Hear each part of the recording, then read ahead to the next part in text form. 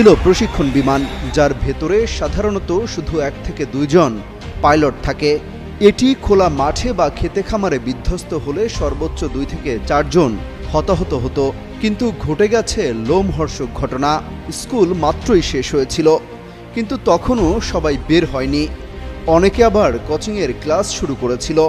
ঠিক এই সময় ওই ক্লাসরুমের উপর আছড়ে পড়ে বিমানটি। সোমবার দুপুর 1:30টার কিছু সময় পরই মাইলস্টোন স্কুল অ্যান্ড কলেজের একটি ভবনে বিধ্বস্ত হয় বিমানটি। এ বিষয়ে মাইলস্টোন কলেজের হিসাব বিজ্ঞান বিভাগের সহকারী অধ্যাপক সবুজ মিয়া বলেন, স্কুলের দোতলা ভবনের প্রবেশ মুখে বিমানটি বিধ্বস্ত হয়। তখন স্কুল ছুটি হয়ে গেছে, কিছু শিক্ষার্থী বের হয়ে গেছে, অনেকে ভেতরেই ছিল। বিমানটি বিধ্বস্ত হওয়ার পরপরই আগুন ধরে যায়।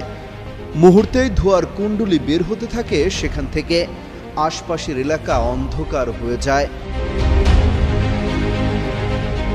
দুর্ঘটনাস্থলে থাকা লাকি আক্তার নামের একজন অভিভাবক জানান, তার 2 সন্তান এখানে পড়তেন।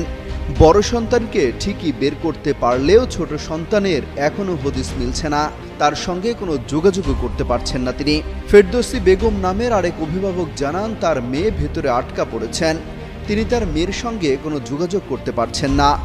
ঘটনাস্থল থেকে ফেসবুকে প্রত্যক্ষদর্শীদের পোস্ট করা ভিডিওতে দেখা যায়, ভবন থেকে পুরা শরীর নিয়ে দৌড়ে বের হচ্ছেন একের পর এক দগ্ধ শিক্ষার্থী। সেনাবাহিনীর গাড়িতে করে অনেককে উদ্ধার করে নিয়ে যেতে দেখা গেছে। ঘটনাস্থলে উদ্ধার তৎপরতা চালাচ্ছে সেনাবাহিনী, ফায়ার সার্ভিস ও বিমান বাহিনীর সদস্যরা। যোগ দিয়েছে বিজিবিও। ফায়ার সার্ভিসের 9টি ইউনিট সেখানে কাজ করছে। স্কুলের আশপাশে ভিড় করছেন স্কুল পড়ুয়া শিক্ষার্থীদের অভিভাবক, স্বজন ও উৎসুক জনতা।